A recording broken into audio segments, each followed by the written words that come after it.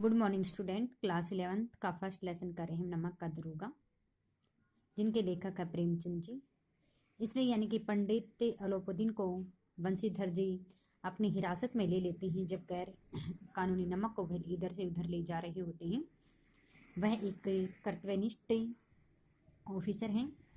तो उसके बाद में हम देखते हैं कि धर्म की इस बुद्धिहीन दृढ़ता और देव दुर्लभ त्याग पर मन बहुत झुंझलाया।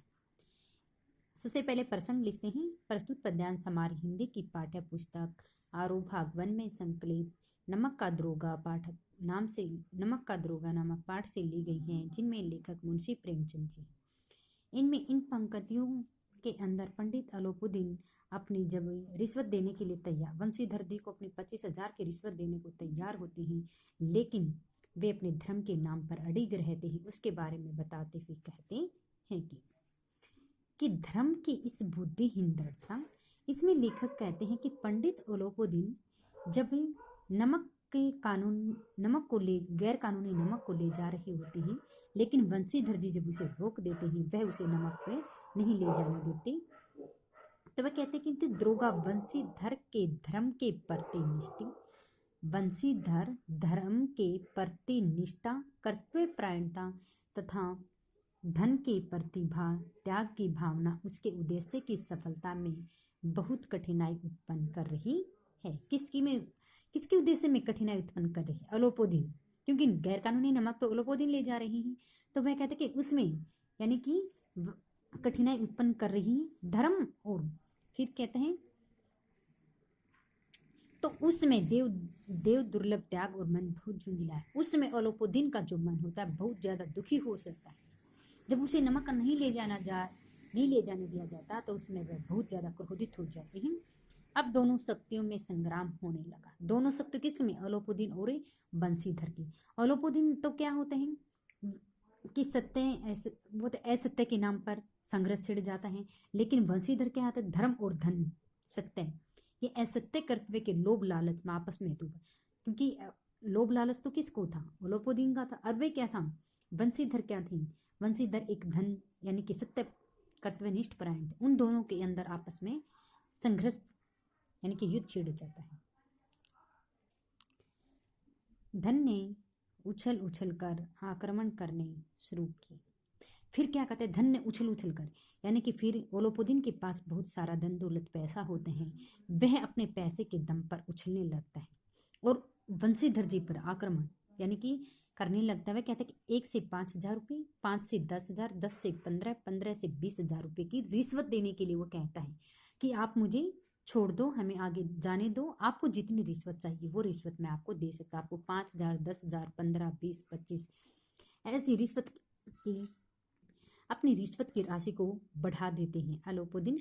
लेकिन बंशीधर जी क्या होते हैं? अपने कर्तव्य निष्ठ पर अडिग रहते हैं। वे अपने कर्तव्य पर नहीं छोड़ते हैं, वे उस पर अडिग रहते हैं और उसकी धन राशि को के लिए मना कर देते हैं। किंतु धर्म अलौकिक वीरता के साथ इस बहुसंख्यक सेना में के सम्मुख अकेला पर्वत की भांति अटल और अविचलित। इसमें क्या कहते हैं? धर्म और अलौकिक कि धर्मनिष्ठता तेजस्वी वीर के समान, धन की बहुत शक्तिशाली सेना के समान साहस लड़ती रही। यानी कि जो बंशीधर जी होते हैं, वह कहते बंशीधर जी की धर्म अलौकिकता यानी कि धर्मनिष्ठता तेजस्वी वीर के सामने भी। वह तेजस्वी वीर कौन है? तेजस्वी वीर बंशीधर जी है। वह कहते उस तेजस्वी बंशीधर जी के सामने उसकी जो राशि होती है, वह शक्तिशाली सेना के सामने भी साहस लड़ती रही। परंतु बंशीधर जी का जो विश्वास होता है, वह एक पर्वत की भांति अटल रहता है, सम्मान रहता है, अटल और अडिग रहता है, पर्वत के समान। और वह रिश्वत लेते भी, वह कहता कि रिश्वत लेने के लिए वह मना कर देता है। लेकिन अलोपुद्दीन जो होते हैं वह बार बार यानी कि उसके धन के आगे वे कभी नहीं झुकते, न कभी बिकते। कौन? बार बार उसकी रिश्वत बढ़ाते जाते हैं। लेकिन इतनी ज्यादा रिश्वत बढ़ाने के बावजूद भी बंशीधर जी क्या होते हैं? अपने धन के आगे कभी नहीं झुकते, न कभी उसके सामने बिकते हैं और अलोपुद्दीन को नमक ले जाने के लिए भी मना कर देते हैं। अलोपीदीन निराश होकर बोले, अब हम इससे अधिक साहस नहीं है। फिर अलोपीदीन दुखी होकर वंशीधर जी से कहते हैं, इससे ज़्यादा हमारी हैसियत नहीं है। हमने 25,000 तक की कीमत लगा दी है, लेकिन आप फिर भी मना करते हैं, तो इससे ज़्यादा मेरी हैसियत नहीं है, साहस नहीं है मेरा। आगे आपका अधिकार है, आगे आपको अधिकार है, आपको जो करना है। अगर मुझे आपको अपनी हिरासत में लेना है तो आप मुझे अपनी हिरासत में ले सकते हो। पैसा देने की मेरी और ज़्यादा इससे हिम्मत नहीं है। वंशीधर ने अपने जमादार को बुलाया। उसी समय वंशीधर जी अपने जमादार बदलू को बुलाते हैं और बदलू सिंह ने मनोरोगों की गोलियां वाकती और वंशीधर सिंह बदलू से कहते हैं कि आप भी इस अलोपीदीन के हाथों में हथकड़ियां लगाओ और इसे अपनी हिरासत में ले लो। अलोपीदीन की ओर बढ़ा। जैसे ही बदलू अलोपीदीन की ओर बढ़ता है, उसी समय वह बहुत ज़्यादा घबरा जाता है। दरोगा जी की गोलियां पंडित अलोपीदीन की ओर बढ़ा और वह बहुत घबरा जाता है। पंडित घबराकर 2-3 कदम पीछे हट गई। उसी समय जैसे ही बदलू अलोपीदीन की तरफ बढ़ता है और वह अलोपीदीन अपने 2-3 कदम पीछे हटा लेते हैं। अत्यंत दीनता से बोले, बापू साहब, ईश्वर के लिए मुझ पर दया कीजिए।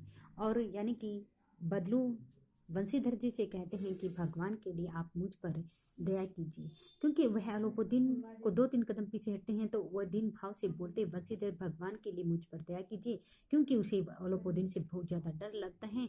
अब जैसे ही अलोपीदीन हिरासत से बाहर छूटेंगे, उसी समय यह मुझ पर वार करेंगे या कहेंगे निर्दोष की, इसलिए वह बहुत ज़्यादा डरता है और इसलिए वंशीधर को मना करता है कि मुझ पर तो दया कीजिए, 25,000 पर निपटारा करने को भी तैयार हूँ।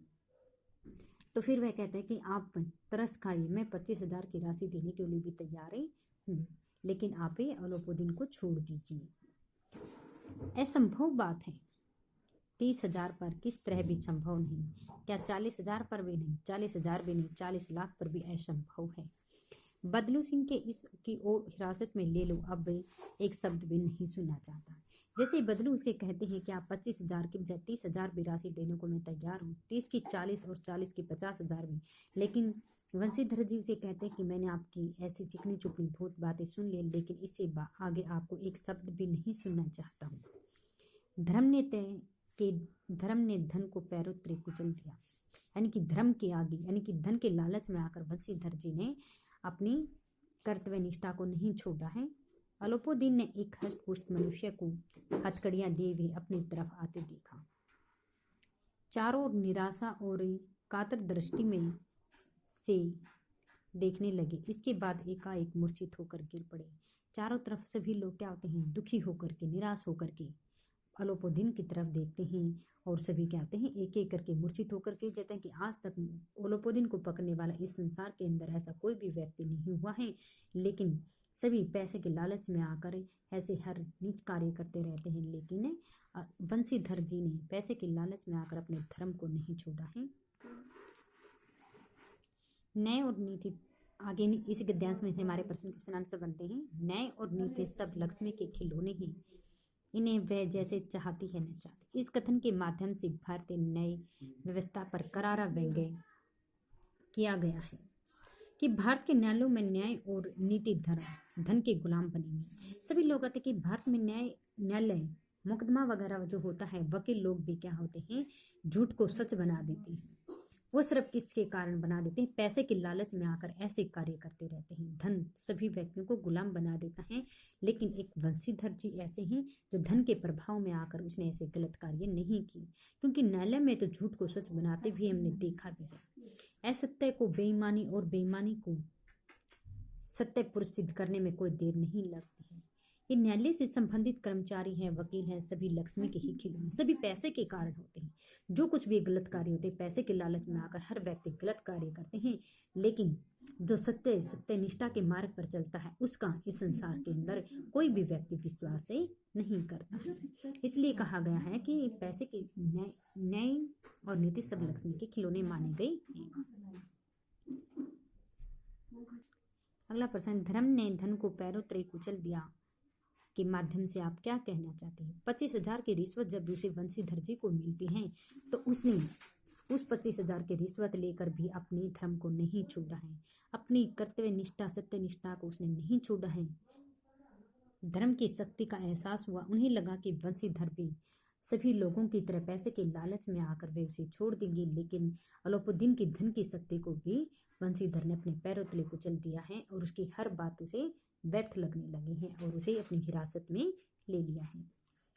अगला है, न्याय के मैदान में धर्म और धन में युद्ध ठन गया है। कि न्याय के मैदान में बंशीधर ने धर्म की शक्ति और अलाउद्दीन के धन की शक्ति दोनों में आपस में युद्ध प्रारंभ हो जाता है। इधर से बंशीधर के सत्य के मार्ग पर अडिग रहता है, लेकिन उधर बंशीधर जी होते हैं वे रिश्वत के बल पर अदालत के कर्मचारी, वकील, न्यायाधीश सभी को खरीदने के लिए लगा हुआ है। लेकिन दोनों में आपस में युद्ध छिड़ जाता है और उन दोनों में से फिर पैसे के दबाव में आकर के वह सभी व्यक्तियों को अपनी तरफ कर लेता है, खरीद लेता है। कौन? अलाउद्दीन। इसलिए कहता है न्याय के मैदान में धर्म और धन के युद्ध में इस प्रकार से युद्ध प्रारंभ हो जाता है। ये गद्यांश और ये question answer right plus learn.